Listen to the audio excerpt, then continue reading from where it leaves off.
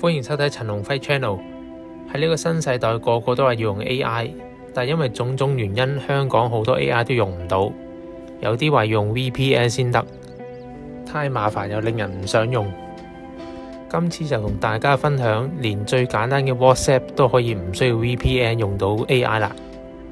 首先第一個就係由 Microsoft 推出嘅 Copilot， 佢已經推出咗一段時間噶啦。喺 Google 度搜尋 WhatsApp Copilot 就已經可以去到官方網站，click 下面嘅位置開啟 WhatsApp， 又或者大家可以用相機 scan 左上角呢一個 QR code， 就會連接到去呢一個有藍剔認證嘅官方賬號，咁就可以經 WhatsApp 同佢對話啦。不過我俾咗幾個指令之後，佢都話連線有問題，暫時用唔到。過咗一段時間之後再試就 OK 啦。我問翻佢相同問題，例如問佢而家嘅天氣係點樣樣，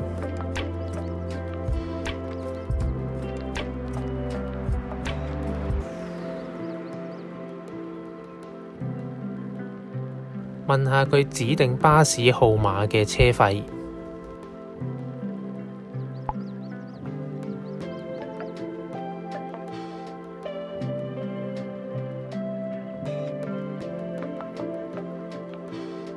之後再簡單輸入一啲資料，叫佢生成一張圖片。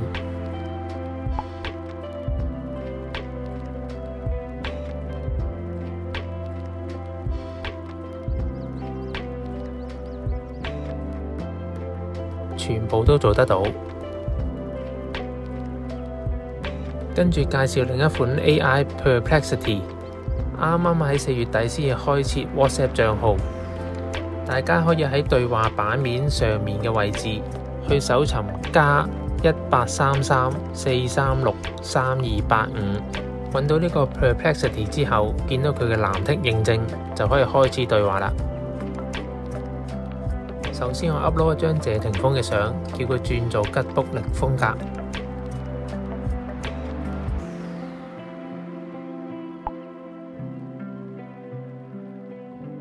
等咗一陣，的確做到出嚟，不過睇落成個黃曉明咁嘅樣。同樣地，我再 upload 一張姜濤嘅相，叫佢轉做吉卜力風格。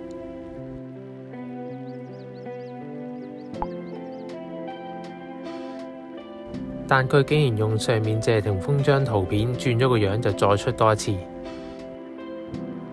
之後我將上面嘅資料刪除。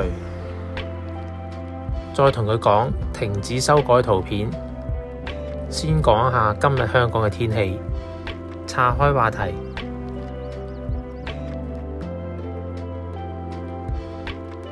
我再 upload 返姜濤張相，嘗試用英文叫佢出一張水彩圖片。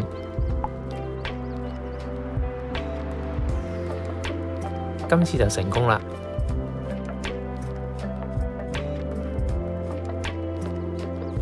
就住呢一張圖片，我再問下佢入邊嘅文字係咩意思。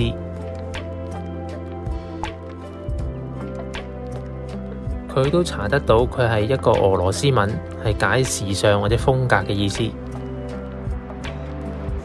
跟住我又叫佢忘記上面嘅資訊，再回覆我其他嘅問題。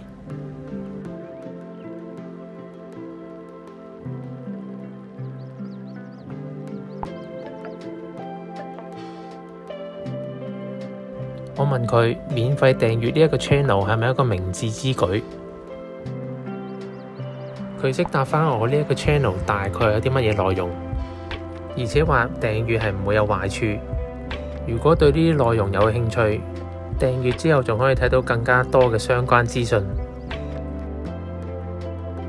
最後再試下轉多2張唔同風格嘅相片俾大家睇。